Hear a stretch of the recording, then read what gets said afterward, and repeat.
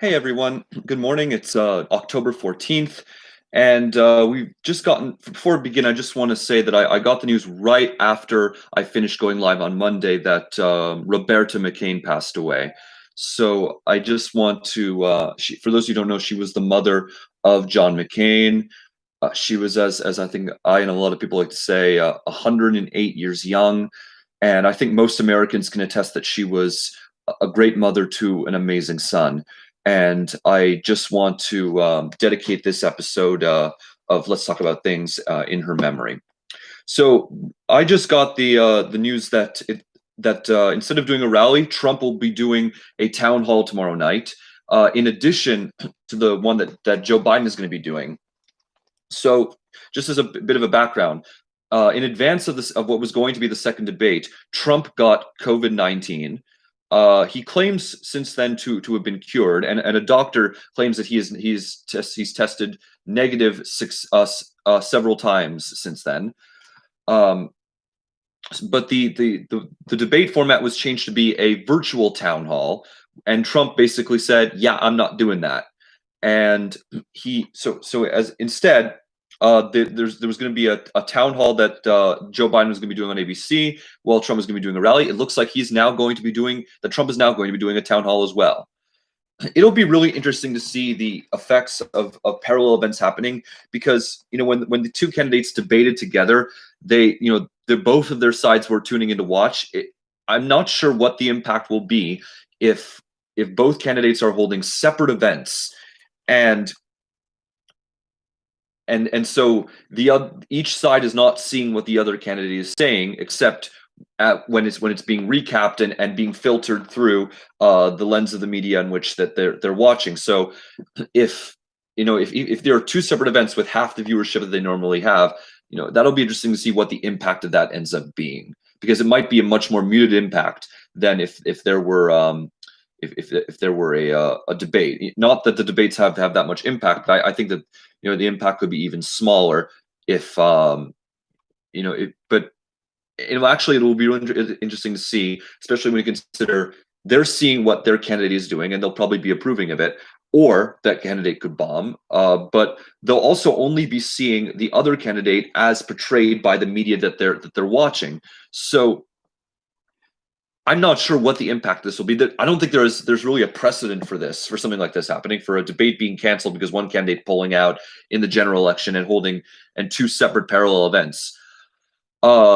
And it'll be interesting to see what impact that has, if any, on the race. Anyway, the main purpose of this episode is to do a quick rundown of ballot measures that are being voted on. I've talked about this in previous episodes, but we're now 3 weeks before the election, and the ballots have, for the most part, been finalized. And unless there are any subsequent court orders removing ballot measures at the last minute, these are some of the measures that people will be voting on. I just want to just go quickly through them and point out anything that I find interesting. So Alabama will be voting on a number of measures, one of which is a measure that would say only U.S. citizens who are 18 years old can vote in the state. That is really just, in my opinion, this is a symbolic measure, just because that is already the case.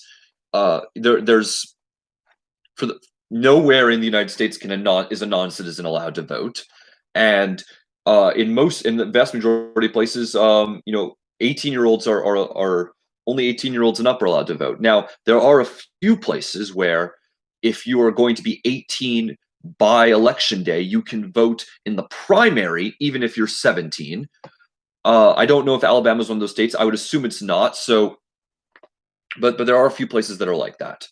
But so, in my opinion, this changes nothing in terms of policy. It's just a symbolic measure, and it's really just to say, we believe only U.S. citizens who are adults should be allowed to vote. And I think most people would get behind that. So this is not a controversial amendment. It maybe just the fact that it's virtue signaling more than anything else. There's also a measure on the ballot that's, I think, much more consequent. That is, much more, I think, symbolic of the progress that the South has made in terms of racial harmony. They're going to be authorizing the state legislature during the next 2 years the next 2 years to recompile and rewrite the state constitution, specifically measures that are a relic of the Jim Crow era. Most southern states have actually gotten around to doing this. Deleting parts of the Constitution that were enacted in the Jim Crow era to suppress Black and minority rights, and Alabama is really the one state that has not gotten around to doing that.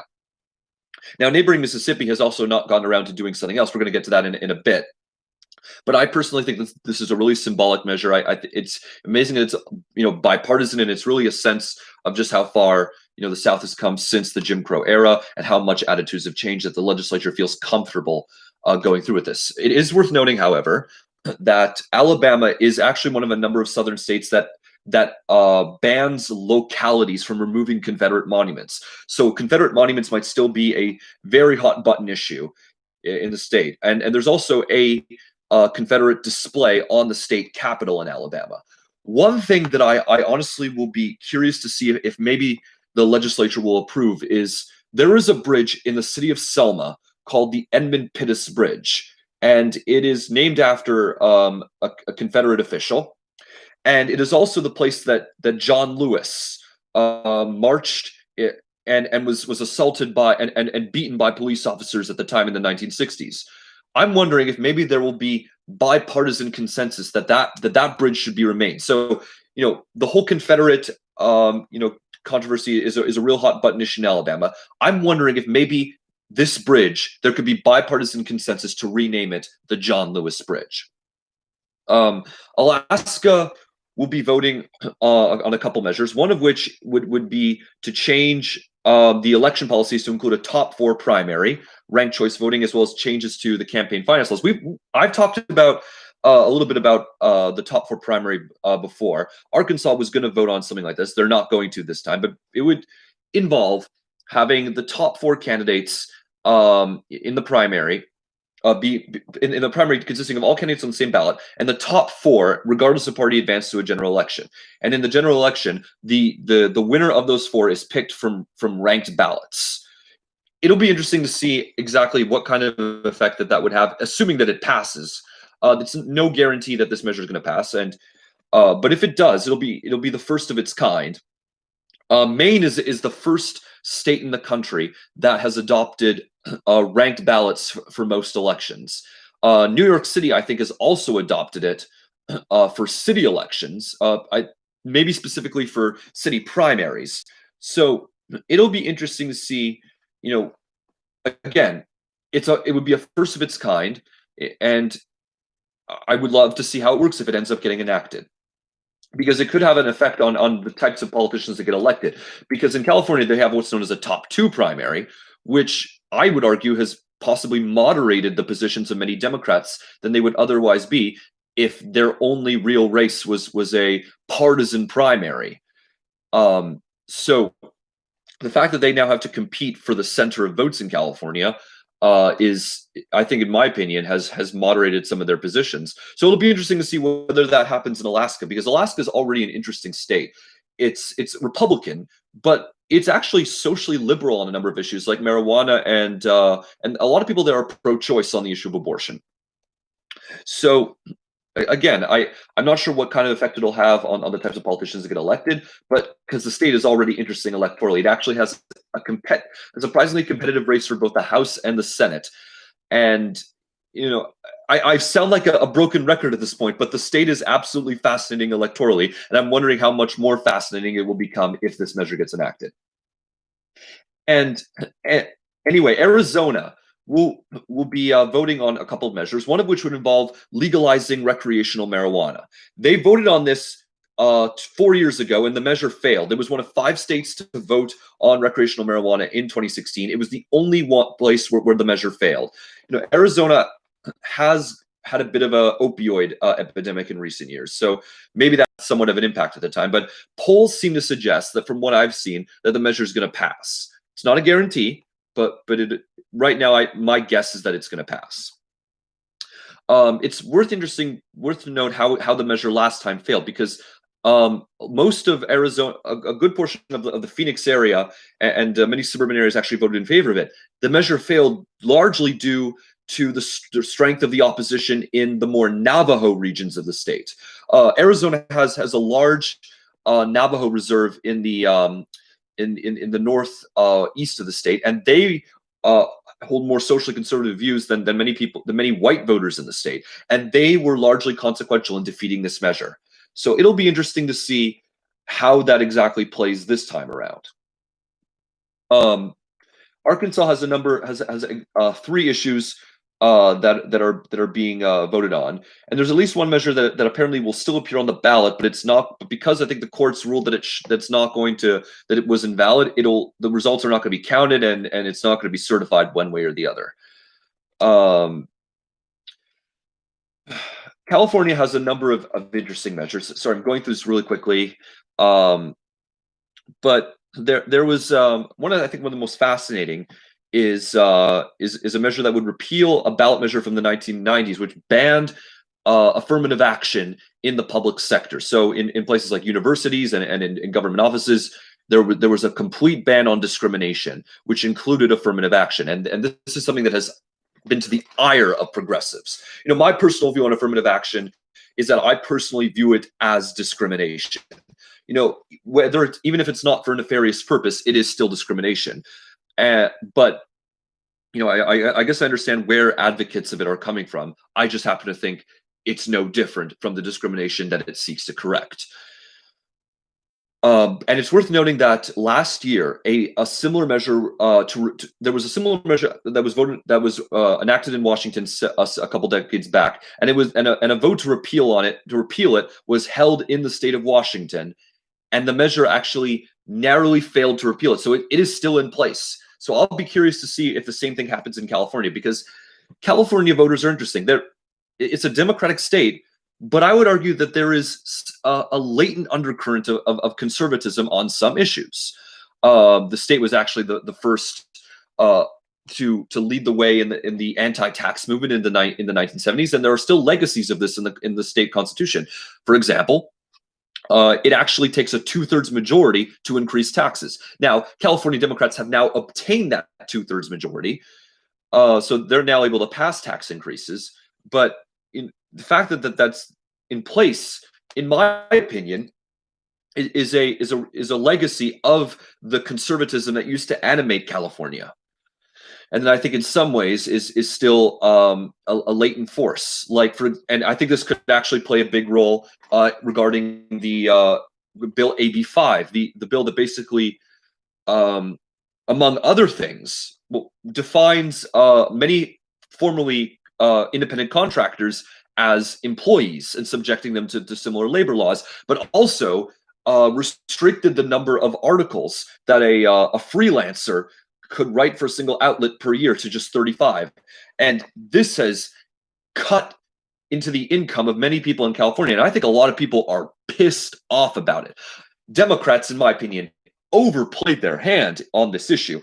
And I think there could be a real backlash on this. And, California is looking, like a really good state for Democrats. There might be a backlash against this that we could possibly not see coming.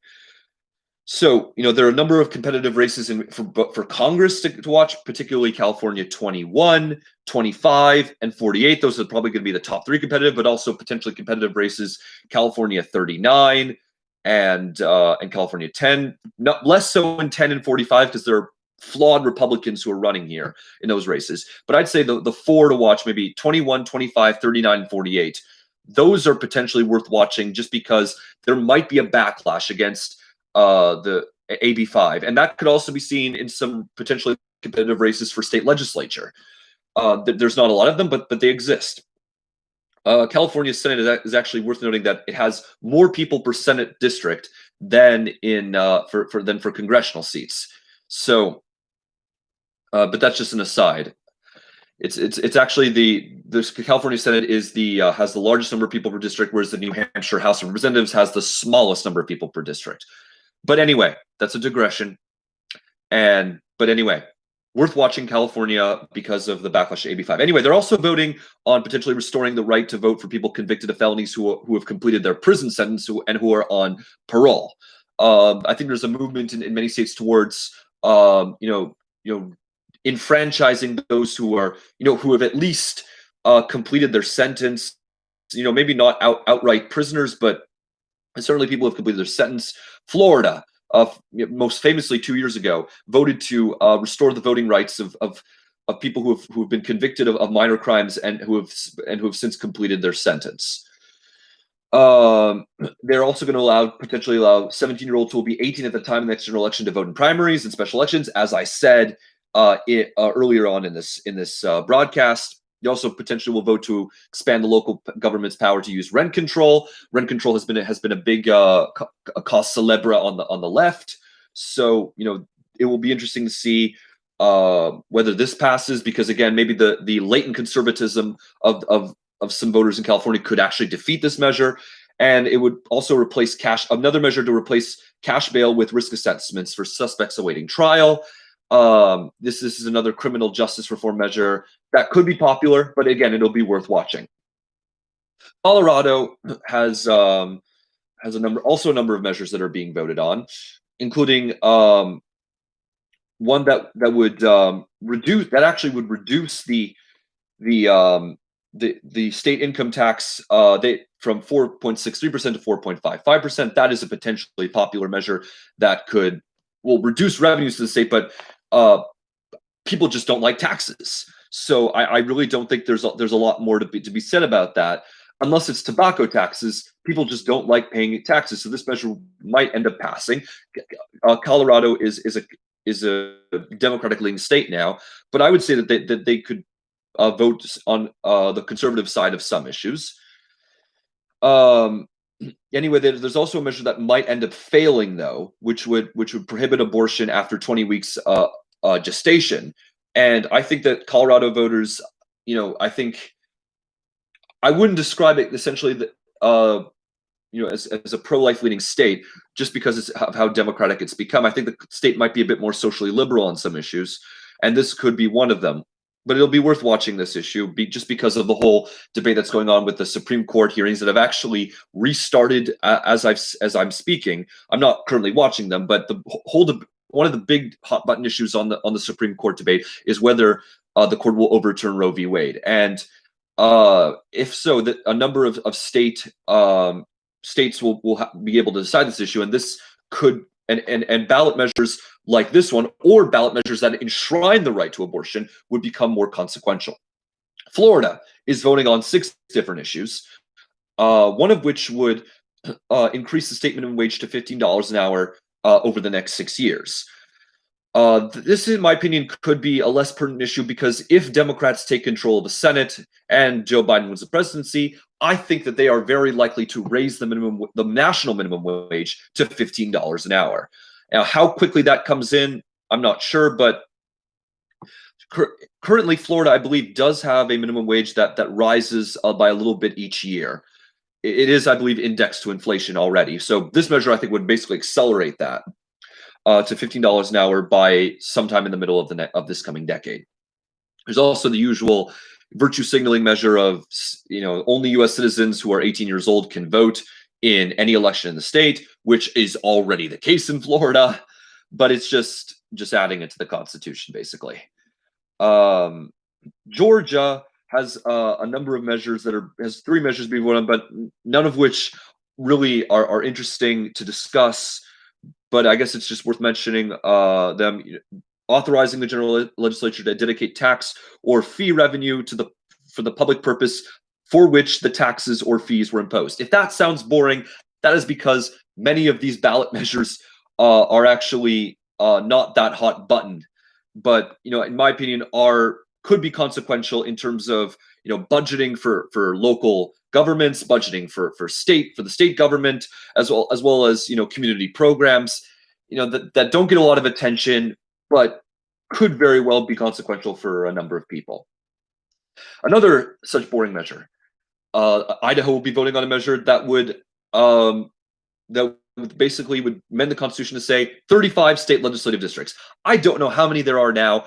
I just assumed that maybe that there were more, just because it could be that they could be reducing the number of state legislative districts, but because I don't know how many um, current state legislative Senate districts that there are currently in the Idaho Senate, don't take my word for a grain of salt on this. But here's one I would really like to discuss. Illinois will be voting on whether to allow a graduated income tax. Currently, they have a flat tax. And in my opinion, this really speaks to how far the Republican Party in Illinois has fallen. This used to be a state that Republicans would win. George H.W. Bush was the most recent presidential candidate to win the state of Illinois in 1988. It was narrow. It was already trending Democratic by this point, but he did win it. This used to be very much a swing state. Gerald Ford actually won this state. And keep in mind, this was the same election where Ohio, Pennsylvania, Wisconsin, and Minnesota all voted for Jimmy Carter, while Michigan and Illinois ended up going for Gerald Ford. So just to give you a sense of how competitive Illinois used to be, and how far Republicans have fallen. They actually had a trifecta in this state as recently as 1996. And I think one of the legacies of that is that until this point, until could be this November, Illinois has had a flat tax in terms of income, which is something that a lot of constitutional conservatives support. But if this measure passes, they could have a progressive taxation on income, and that, in my opinion, would fundamentally change the way that, first of all, could impact the way the business is done in the state, because people who are the drivers of business could see their taxes go up, not just the ultra rich, but also potentially the middle class, and it could also potentially increase revenues for state programs. But will that be worth the potential drop in business that could essentially see more business move on to the Indiana side of the line, because there's a potentially much more friendly business climate in the state of Indiana. Iowa has an automatic ballot referred measure that they'll be voting on whether to have a constitutional convention. Many states actually have their state constitutions require that the state vote every 10 or 20 years on whether or not to hold a constitutional convention. Most of the time, these measures fail, and probably most famous example of this was a few years ago in New York State, which everyone was basically saying don't have a constitutional convention because it could eviscerate labor rights in the state. But it is worth noting that there are probably many states that might actually be worth having a constitutional convention if and when the political momentum can be mounted for such a measure to pass. Kentucky will be voting on adding a Marsy's Law to the state constitution. Any place this is basically a victims' rights bill, Victims' Bill of Rights.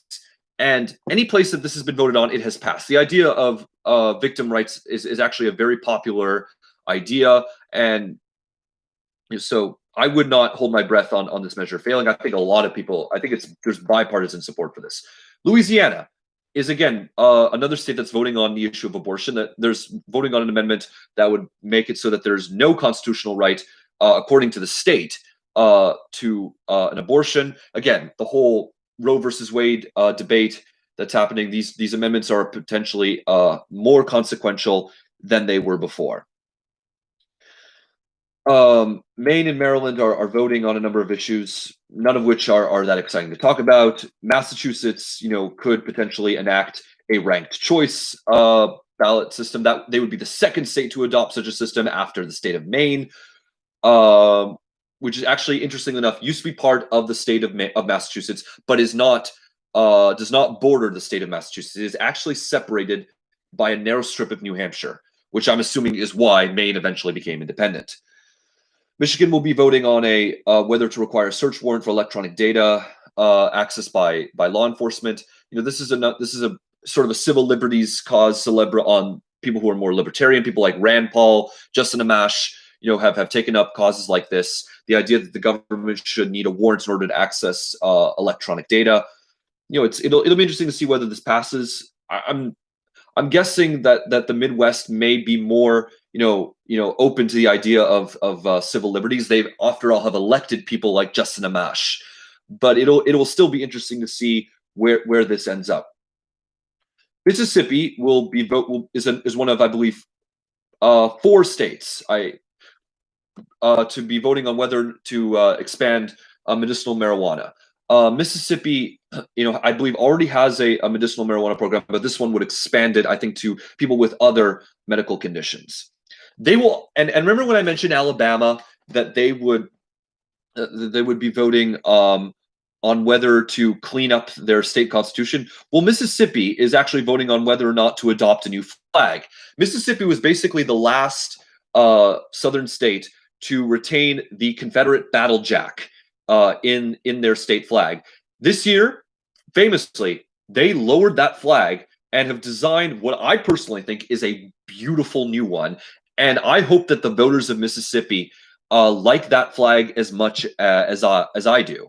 Now, it's interesting to see this happen because, again, Mississippi is one of a number of southern states that has a ban on localities removing Confederate monuments. So the fact that they're able to have this debate on the Confederate battle jack, I guess, is a sign that the issue is moving in some way. So it'll be interesting to see how this issue eventually develops over the coming years. Missouri will be voting on extending the term limits that currently apply to, I believe, the governor and I believe there's one other row officer that is currently subjected to term limits. I forget exactly what it is, but basically this measure would extend those term limits to all of the state row officers. So 2 terms as opposed to being unlimited. There's also voting on a measure that would address redistricting the process and criteria, lobbying and campaign finance. It's worth noting that voters in Missouri are actually a bit more populist on some issues like that are not hot button social issues. So on issues like the economy and as well as good governance, they can actually not, they don't necessarily confine, necessarily subscribe to the positions of the Republican Party, in allowing things like gerrymandering or opposing a minimum wage increase. They actually voted for a minimum wage increase a couple times in the last couple decades, and they also voted to repeal a right to work law in the state. So Missouri voters are interesting, and they're Republican voters now, but they can surprise a lot of people when they vote on certain issues. Montana is another state that will be voting on whether or not to legalize recreational marijuana in the state. I don't have that much data to say exactly how it would go, but I guess if a gun was pointed to my head, say how it would go, I would say maybe it'll be a narrow defeat. But again, I don't have any data to justify that, so it could easily go either way. They're also voting on a measure that would remove local government's authority to regulate firearms. And Montana, I think, is a heavily gun carrying state, so I could expect a measure like this to pass. I think Montanans. I've heard a joke that they love their abortions and they love their guns. John Tester is a staunchly pro-choice senator, but he's also at least a moderate on the issue of gun rights, and I think a lot of Montanans, can take some socially moderate issues, and say believe in personal liberty in the same way that they support gun rights. There's also a parallel measure that would basically set a legal age of 21. I think there's 2 parallel marijuana measures that are being voted on. I think one was referred to.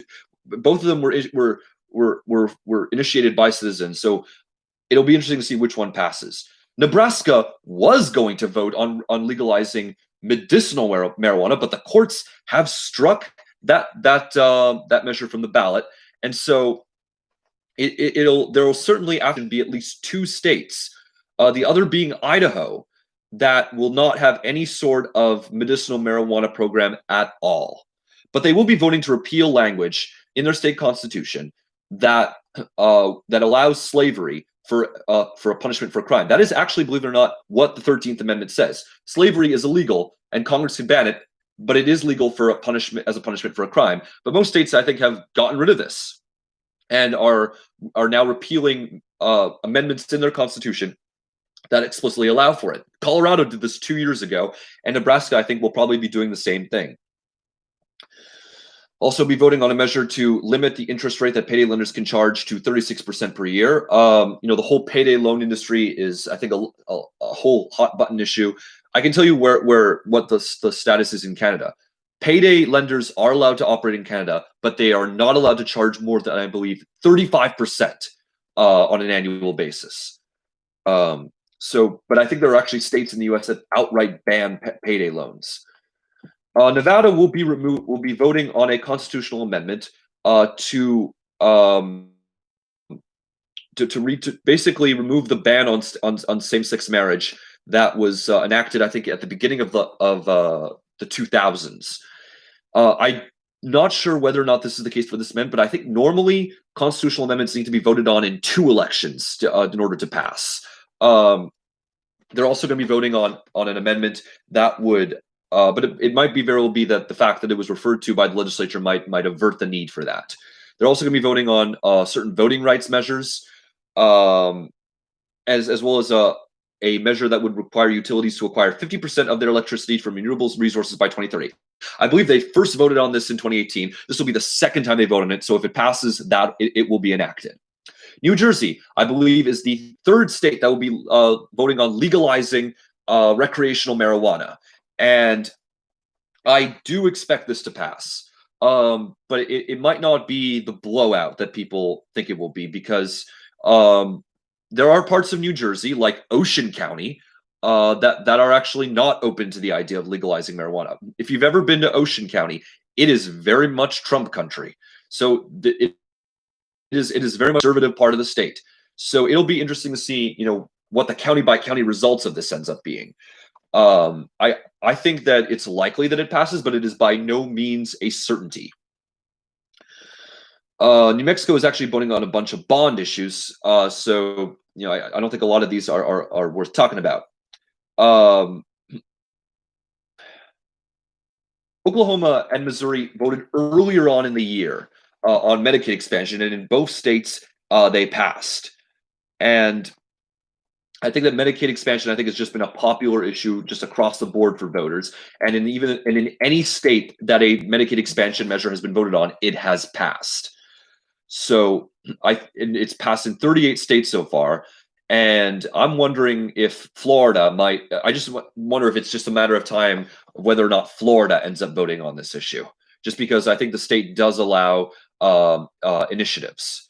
So again, it'll be interesting to see how it ends up going. Oregon, which I believe was among the second group of states in 2014 to vote to legalize recreational marijuana, they will be voting on whether or not to be the first state to legalize psilocybin mushrooms for I believe recreational use. So I've heard one progressive friend of mine say that he thinks that magic mushrooms are going to be the next marijuana issue, but there's a claim that it is not harmful. I'm not informed enough about that just to be able to say whether or not that's true, but he thinks it'll be the next marijuana, and if it passes in Oregon, it'll be really interesting to see. It will still be illegal on the federal level. So I think that there was a measure introduced in the budget each year in Congress that basically prevents the federal government from enforcing marijuana laws as they apply to medicinal marijuana in states where they are legal.